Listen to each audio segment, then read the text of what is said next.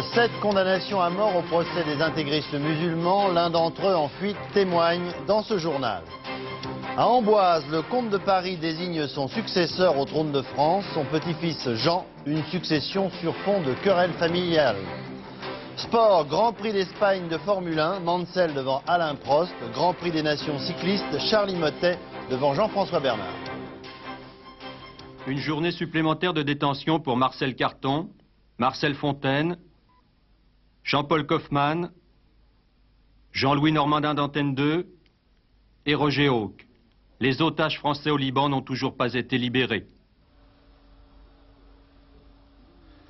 Madame, Monsieur, bonsoir. Il y a l'actualité classique, extraordinaire, dramatique, drôle, ça arrive parfois aussi. J'y ajouterai ce soir l'actualité quelque peu surréaliste si on la replace dans le contexte actuel d'un pays comme la France. En effet, aujourd'hui, au château d'Amboise, le comte de Paris a désigné son petit-fils Jean, 22 ans, comme héritier au trône de France, dans le cas où la monarchie viendrait à être restaurée. Une intronisation sur fond de querelles de famille, car chez les grands de ce monde, il y a aussi des querelles de famille, et pour certaines même, elles remontent à quelques siècles en arrière. Pascal Deschamps, Jean Cornet.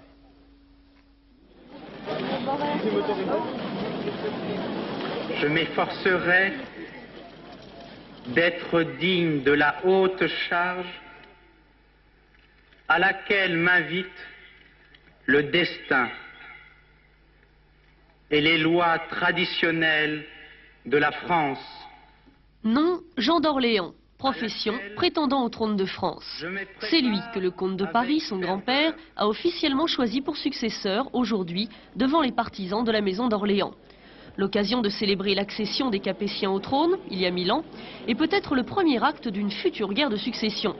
Un absent, en effet, sur la photo de famille, Henri, le père de Jean, à qui aurait dû revenir la couronne.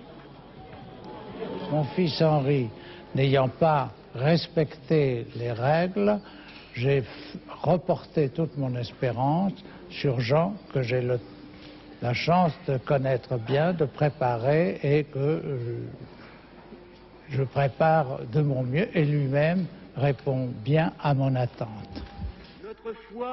Le comte de Paris reproche à son fils d'avoir divorcé et de s'être remarié contre sa volonté. Après tout, rétorque l'intéressé, d'autres rois en ont fait autant. Aliénor d'Aquitaine et Louis XI, par exemple, excusez du peu. Moi, je dis que ce n'est pas une loi, c'est une convenance, une politesse, que de demander au chef de la famille d'être... Est-ce que vous voulez bien que je me marie? Là, je ne l'ai pas fait, c'est tout. C'est beaucoup moins convenable de rester marié et de tromper sa femme que de choisir publiquement de se marier avec celle que l'on aime. La royauté doit être pure et pas puritaine. Le fils des possédés a pris un avocat qui entend bien plaider le respect des lois fondamentales du royaume, jamais abolies. Et bientôt, ce pourrait être à un tribunal républicain de trancher. À Tunis, au procès des intégristes musulmans accusés de complot contre le gouvernement, le verdict est tombé. 7 condamnations à la peine capitale. Un verdict considéré comme modéré. Je m'empresse de dire pourquoi tout de suite, parce que le procureur avait en effet réclamé la peine de mort pour les 90 accusés. Parmi ces 7 condamnés à mort, 5 sont en fuite, condamnés par contumace donc, et c'est l'un d'entre eux que je vous propose d'écouter maintenant. Inutile de vous dire que ce document a été tourné dans la clandestinité par une équipe d'Antenne 2, à Tunis même, à quelques mètres du tribunal où avait lieu le procès. Dispositif d'alerte permanente à Tunis pour un verdict attendu avec appréhension. C'est dans une ville quadrillée par les forces de sécurité que nous avons réussi à trouver la trace d'un dirigeant en fuite du mouvement de la tendance islamique, l'un des 5 qui viennent d'être condamnés à mort par contumace. Recherché par toutes les polices, il a accepté de nous rencontrer au risque de sa vie. Ali Larid, 32 ans, ingénieur maritime, né dans une famille pauvre et religieuse du sud de la Tunisie. Son visage a changé depuis cette photo. Nous l'avons filmé de dos. Je crois que je suis condamné parce que je suis responsable de l'MTI, c'est tout. Du mouvement de la tendance islamique? Oui, du mouvement de la tendance islamique. Est-ce que vous avez peur maintenant? Non, absolument pas. Je suis convaincu que le futur de la Tunisie sera beaucoup mieux que le présent. J'ai très confiance en le futur. Je ne sens rien envers même ceux qui m'ont jugé. Vous n'avez pas peur de la mort, là? Non, absolument pas. Vous êtes poursuivi par toutes les polices? Oui. Mais vous n'avez pas peur? Oui, je n'ai pas peur. Que je sois attrapé ou non, je n'ai pas peur de la mort. Et cela du fait que je suis convaincu que ce que je fais est vraiment pour le bien de tout le monde et non seulement pour les Tunisiens. Et l'histoire nous fera connaître beaucoup de choses dans le futur. Vous pensez que l'islam doit s'étendre au monde entier? Oui, pourquoi pas, oui, pourquoi pas. Les valeurs, surtout les valeurs humaines de l'islam, s'étendent dans le monde entier, pourquoi pas. C'est cette détermination des islamistes tunisiens que le président Bourguiba, aujourd'hui âgé de 84 ans, est décidé à étouffer dans l'œuf avant sa succession. Pourtant, le verdict de la Cour de sûreté est nettement en retrait sur le réquisitoire qui demandait 90 peines capitales. Finalement, il y a 7 condamnés à mort, dont 2 seulement sont en état d'arrestation, 2 hommes liés directement à des actes de terrorisme. Les leaders du mouvement, eux, ont été condamnés au maximum à des peines de travaux forcés à perpétuité. Le pouvoir a préféré éviter de faire des martyrs. À Washington, les ministres des Finances et de l'économie des 7 grands pays industrialisés pensent avoir trouvé les moyens d'éviter une déstabilisation du dollar. Par ailleurs, ils ont eu la primeur des prévisions du Fonds monétaire international sur la croissance de l'économie mondiale. Pour la France, le carnet de notes du FMI indique, disons, plusieurs bons résultats, mais doit encore faire des efforts. Philippe Sassy à Washington. Voici ce bulletin scolaire des résultats économiques prévus en 1988 pour les 7 plus grands pays du monde occidental. Que dit-on de la France? Une bonne note en matière d'inflation.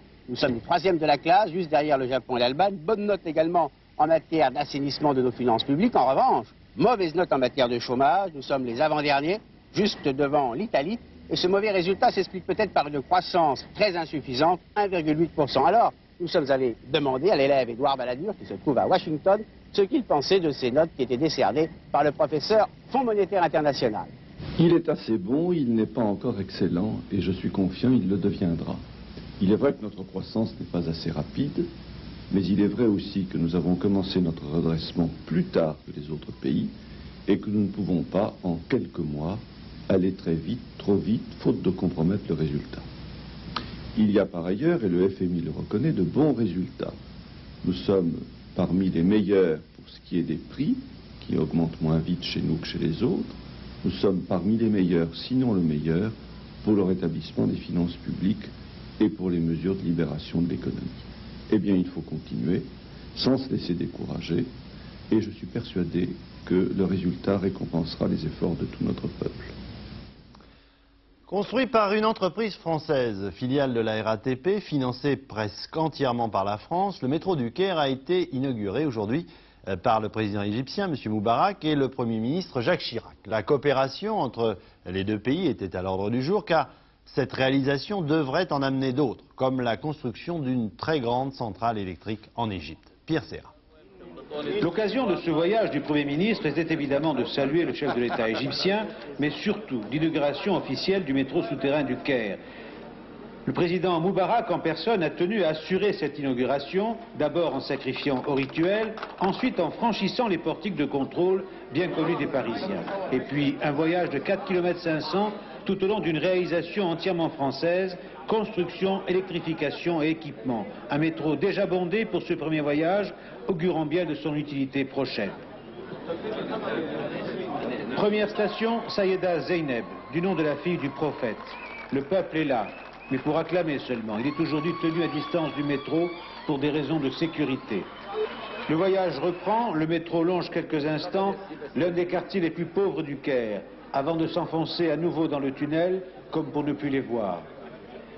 Et c'est à la station Moubarak que se termine triomphalement le voyage inaugural. À l'étranger encore, la violence au quotidien, ou presque, au Pays basque espagnol, à San-Sébastien. Un policier a été tué, un autre très gravement blessé dans un attentat à la voiture piégée qui a explosé sur le passage d'un fourgon de police. Les États-Unis n'abandonneront jamais le peuple polonais. C'est une déclaration du vice-président américain George Bush, actuellement en visite à Varsovie, où il a rencontré le chef de l'État, M. Jaruzelski, mais aussi des intellectuels contestataires. Et M. Bush qui doit ce soir avoir un entretien avec Lech Walesa. En toile de fond de cette visite, l'aide économique que les États-Unis pourraient apporter à la Pologne en contrepartie d'une certaine libéralisation du régime actuel dans ce pays. La politique française maintenant, au travers de deux interventions. Tout d'abord, aujourd'hui, celle de M. Marchais et M. Jean Poprennes du Parti Socialiste. Tout d'abord, M. Marchais sur RTL tout à l'heure, qui estime que la droite et le Parti Socialiste veulent exclure le Front National et son propre parti, le Parti communiste, de la vie politique française. M. Marchais.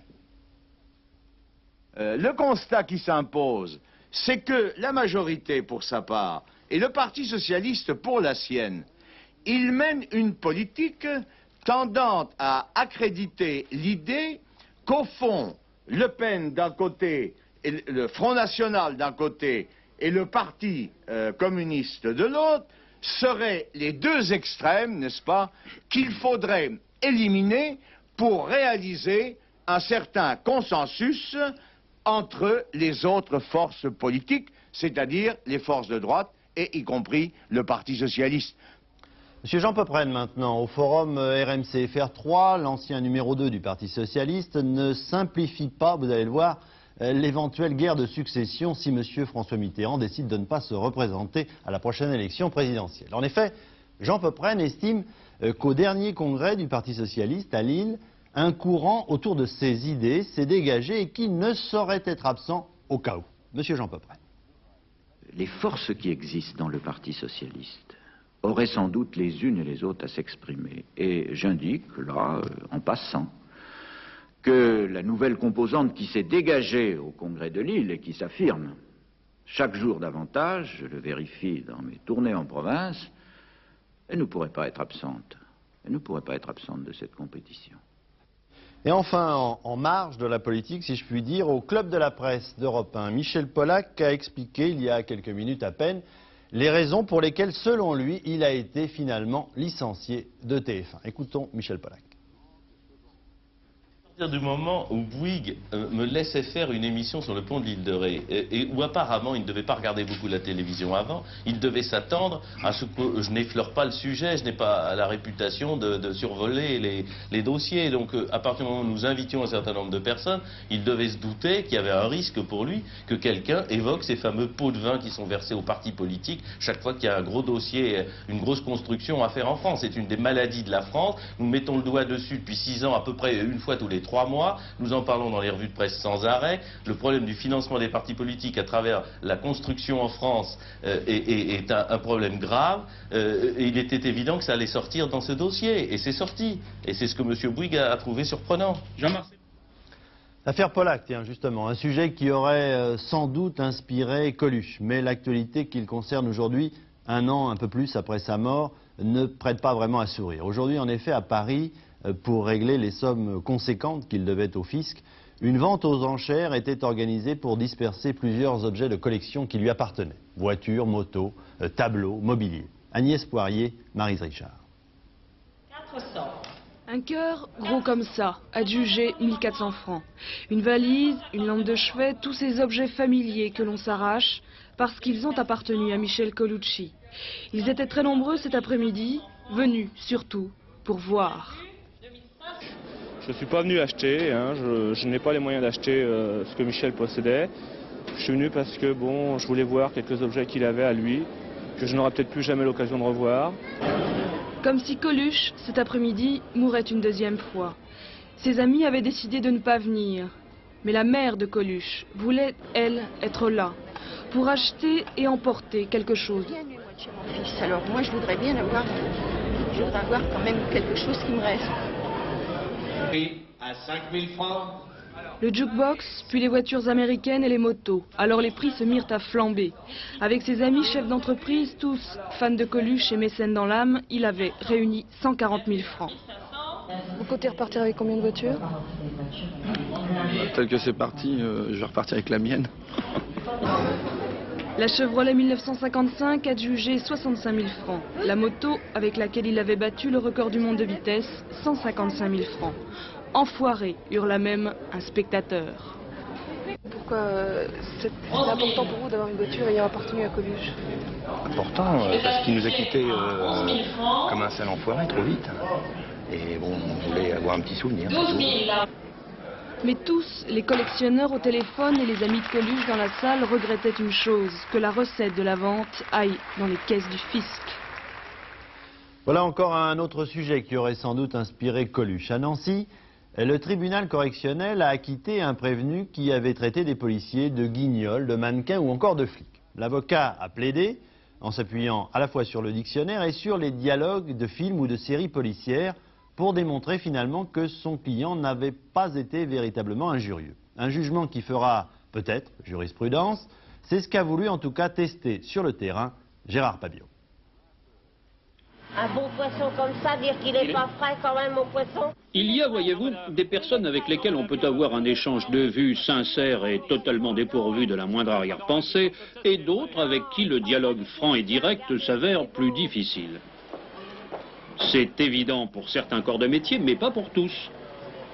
Le tribunal de Nancy vient en effet d'enrichir notre vocabulaire dans le cas d'une altercation avec la maréchaussée. Et ça tombe bien, parce que je pense que vous êtes comme moi, il y a des moments comme la recherche d'une place de stationnement pendant des heures où tout sens de l'humour vous abandonne.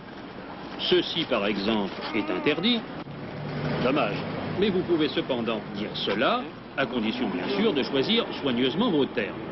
Savez-vous, mon brave, que je vous considère comme un pantin? Ah bon? J'ajouterais même un guignol. Oui, oui, oui. Un sale flic. Oui, si vous le dites alors. La multiplicité de films et séries télévisées nous a en effet habitués à ce que les héros prennent des libertés avec la force publique. C'est en tout cas ce qu'estiment les juges de Nancy qui viennent de relaxer un prévenu ayant attribué à un policier les noms d'oiseaux que vous venez d'entendre. On tire le poulet, mon pote! Allez, le poulet! Sans vouloir revenir sur la chose jugée, nous estimerons toutefois que si la loi nous autorise à imiter la fiction, nous nous orientons vers des lendemains qui chantent. Cette fois, j'enlève le bas. Et oui, que voulez-vous, nous sommes tellement conditionnés par l'image que cette décision de justice risque de faire long feu, et cela peut-être à nos risques et périls. Sale flic! Guignol! Un conseil pour terminer, restons courtois avec tout le monde, y compris la maréchaussée. Les policiers n'ont pas nécessairement un dictionnaire sur eux, et même si leur humour est proverbial, ils ne connaissent pas toutes les subtilités de la justice. Si vous imitez votre serviteur, vous n'aurez pas forcément, vous aussi, 10 millions de téléspectateurs pour vous porter des oranges. Allez, ce sera comme ça tous les dimanches, promis. En sport maintenant, Formule 1, Grand Prix d'Espagne, 5e victoire de la saison pour le Britannique Nigel Mansell sur Williams Honda, devant Alain Prost. Jean Mamère. L'Espagne ne ressemble pas au Portugal. La preuve, le départ s'effectue sans problème. Mansell, meilleur temps des essais, se fait souffler la première place par son coéquipier Piquet. Senna remonte à la 3e place, Alain Prost se fait enfermer. Mansell, dès le premier tour, reprend les commandes aux dépens de Piquet. On ne le reverra plus alors que sur la ligne d'arrivée. La course, elle, se passe derrière et ne se joue qu'après les changements de pneumatiques. Senna, en tête du peloton, est le seul à ne pas s'arrêter. Prost, toujours aussi rusé, profite de la rivalité des Ferrari pour prendre la 3e place. Piquet, devenu 4e après l'abandon des Ferrari, nous offre le spectacle, freinage trop tardif et tête à queue. Mais Piquet est aujourd'hui décidé à tout tenter pour revenir. Il n'hésite pas à emprunter les bas-côtés, sans doute pour raccourcir le chemin. Cela lui permet de reprendre la 2e place, mais il doit alors laisser passer Alain Prost et se contenter de la 3e place, du grand art tout de même. Tout comme la victoire de Mansell, vainqueur devant Prost, Johansson, Piquet, Senna et Alliot. Mansell est 2e au championnat du monde, mais à 18 points de leader, Nelson Piquet. Après 4 deux roues, Grand Prix cycliste des Nations à Cannes, victoire d'un Français, Charlie Mottet, devant un autre Français, Jean-François Bernard. Dominique Leglou. Ombres et lumières pour l'équipe Système U. Ombre d'un Laurent Fignon, 2e l'an dernier, dépassé cette année, battu de plus de 12 minutes. Lumière pour Charlie Mottet, déjà vainqueur en 1985. 3 participations au Grand Prix des Nations et 2e succès. Et pourtant, il y a 15 jours, Mottet abandonnait au Tour de Catalogne, au bout du rouleau, disait-il. Cet après-midi, eh bien, ce tableau le démontre, il a dominé ses adversaires de bout en bout. Jean-François Bernard voyant même son retard augmenter kilomètre après kilomètre, 3 minutes 12 secondes à l'arrivée. Finalement, Charly Mottet réussissait même l'exploit de battre le record de l'épreuve, détenu par Bernard Hinault sur ce parcours de 89 km. 2h36 pour Mottet, 2h50 pour Hinault. 14 secondes de mieux qu'Hinault, ce n'est pas une mince référence. Voilà, et encore un résultat de sport, volleyball, championnat d'Europe. La France sans doute en demi-finale contre les Pays-Bas après sa victoire aujourd'hui, cet après-midi, très exactement, contre la Roumanie, 3-7-0. Le tiercé et le quarté, maintenant, les résultats. Ce tiercé se courait cet après-midi à Longchamp. Vous allez voir s'inscrire les résultats. 5-8 le 1, l'As. Dans l'ordre, 2570 francs. Dans un ordre différent, 514 francs pour 5 francs. Et il y avait un quarté plus, comme son nom l'indique. 5, 8, As, 7. Et ça rapporte 10 968 francs. Et dans un ordre différent, 688 francs. Les chevaux toujours avec le championnat de France d'attelage au Bois de Boulogne à Paris ce week-end. Dans la catégorie attelage à 4 chevaux, c'est Gérard Sainte-Beuve qui a gagné. Et dans la catégorie attelage à 2 chevaux, Patrick Rebulard. Voilà pour les puristes et les résultats, mais pour tous les autres, c'est-à-dire pour nous, vous allez pouvoir vérifier ce vieux dicton remis au goût du jour. Le cheval est le meilleur ami de l'homme, mais pas forcément de l'eau. Pierrette Bresse, Philippe Péter. Allez, va dans l'eau, maman, rentre dans l'eau. Lâche-la, rentre dans l'eau. Lâche-la. Allez, rentre, mets-toi au milieu. Allez. Allez, Rebecca, appelle-la. Rebecca, viens. Qu'ils le veuillent ou non, ils sont tous dans le bain. Ce passage de guet qui n'est pas triste fut l'obstacle le plus spectaculaire. Regardez et suivez bien ces images. Vous allez être les témoins d'un petit drame familial. Allez, s'il te plaît. Ah. De gré ou de force, il faut que ça passe ou que ça casse. Mais rassurez-vous, avec toutes ces chutes, il y a eu beaucoup plus de peur que de mal. Quant aux femmes, vous l'avez compris, il vaut mieux qu'elles prennent les guides en main, à condition bien sûr qu'elles sachent se faire obéir. Allez. Rebecca, voilà, allez. Putain, je vais avoir les 5 minutes, moi. Rebecca. Allez.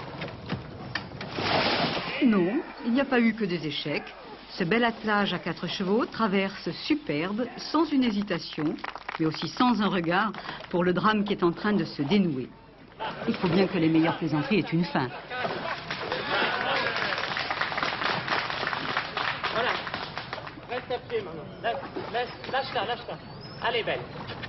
Allez, allez. Mais je doute que Rebecca et maman se laissent encore prendre à une autre promenade en forêt de ce genre. Oui, aux dernières nouvelles, la mère, le fils et le cheval se portent bien. La météo maintenant, José, nous avons tout notre temps pour détailler la carte de demain. Eh bien, tant mieux, Daniel. Demain, même régime pour tout le monde, c'est-à-dire qu'il fera beau, mais frais. À 5 h du matin, il fera 5 degrés. Il ne fera pas chaud dans les salles de bain demain matin. Pourquoi? Eh bien, parce que les nuages sont en cavale, ils ont disparu. Nous allons en avoir la preuve sur notre animation satellite, où vous allez voir défiler donc différentes photos qui ont été prises dans la journée à 36 000 km d'altitude. Donc les nuages qui s'en vont, vous les voyez. Il en reste une série toutefois sur les Pyrénées. D'ailleurs, ces nuages sur les Pyrénées, nous allons les retrouver demain, effectivement. Ils vont continuer à sévir dans le midi de la France. Donc demain matin, du soleil, un ciel dégagé, des brumes, des brouillards qui seront de rigueur demain, bien sûr. Et peu à peu, le ciel se dégagera pour laisser place au soleil qui prendra toute son aise. Du vent à signaler, du vent de nord-est, donc qui contribuera lui aussi à dégager le ciel. Seul problème donc sur le sud, sur les Pyrénées, le Languedoc-Roussillon, la Côte d'Azur et la Corse, des nuages qui maintiendront cette tendance orageuse, si vous voulez. Voici que nous avons, enfin que toute cette région subit depuis quelques jours encore. Voici les températures. Eh bien, les températures sont en baisse. Nous perdons 2 degrés à peu près par jour. Demain, nous aurons un 13 degrés à Cherbourg. Il fera 17 degrés à Paris, 19 à Nantes, ce sera le maximum. Sur le sud, 18 degrés à Limoges, 24 degrés sur les bords du lac de Souston. Et dans le midi, 25 degrés. Enfin, 26 degrés sur la Corse. Puis demain lundi 28 septembre, eh bien, le soleil se lèvera à 6 h 46, il se couchera à 18 h 36. Ce sera la Saint-Venceslas. Wenceslas, c'était un duc de Bohême qui fut d'ailleurs assassiné par son frère, Daniel. Voilà, vous savez tout. Merci pour ce point d'histoire. Et en tout cas, je peux vous dire que demain matin, nous aurons comme température obligatoirement entre 11 et 12 degrés, car demain matin, Télématin sera en direct du château de Plassans pour le début des vendanges dans le Bordelais. Et si vous aimez le café arrosé, eh bien, soyez présents demain matin avec Roger Zabel et toute l'équipe de Télématin. Tout à l'heure, en fin de programme, c'est Philippe Gassot qui vous présentera le dernier journal. Demain soir, Henri Sagnier. Quant à nous, si vous le voulez bien, nous nous retrouverons le week-end prochain. Au revoir, bonne soirée sur Antenne 2.